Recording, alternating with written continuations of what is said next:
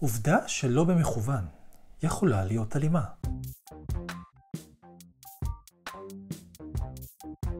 את המונח שנלמד היום ניתן לשמוע בתקשורת הקורנת, במדיה, בין האנשים, בשיחות, אפילו בין חברים. והמונח היום בעצם מורכב מצמד מילים. המילה הראשונה היא טול, המציינת אבן, וצ'יקו, המציינת זריקת בייסבול מהירה. אז בקוריאנית אומרים לזרוק טולג'יקו. מי שנפגע פעם מכדור בייסבול יודע עד כמה זה כואב, אז תחשבו לרגע מה אם זה היה אבן במקום כדור. אז המילה הזאת בעצם מקבילה לאבן כל כך מהירה, שאפילו חבטה בה לא תעזור בשינוי הכיוון שלה. חוק ראשון של ניוטון. התוצאה הסופית היא כמובן פגיעה במכוון או לא במכוון. אז מה זה בדיוק מסמל?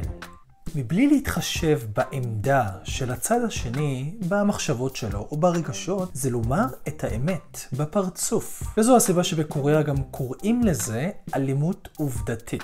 עובדות יכולות להיות אלימות לפעמים, בייחוד כשהן מבוססות על אמת שלא ניתן להפריך. למשל משפטים כמו וואו, כמה השמנת, או הזדקנת, להעיר למישהו על סממן פיזי או אינטלקטואלי, או לסתור מישהו דרך נתונים וסטטיסטיקות חותכות. האלימות העובדתית לובשת צורה של הערה או שאלה שבדרך כלל פוגעות בנקודות התורפה של הצד השומע שמתקשה להשיב מתוך ההלם שהוא חוטף. אז זה גם קצת מעלה את העצבים של הצד השומע שלא יכול כל כך להגן על עצמו, ובמקרה הרע יותר פניו הולבנו ברבים, ואז כמובן זה יכול להתפתח למקום לא טוב. אתם יודעים הרי שאם אנחנו לא מצליחים לפתור דברים בשיח אז מנסים לפתור דברים בכוח. בכל מקרה כדאי לנו לשמור על קור רוח, אז הנה לכם תגובה אפשרית למישהו שנתקף באלימות עובדתית. פשוט לומר, חלאס עם עובדות.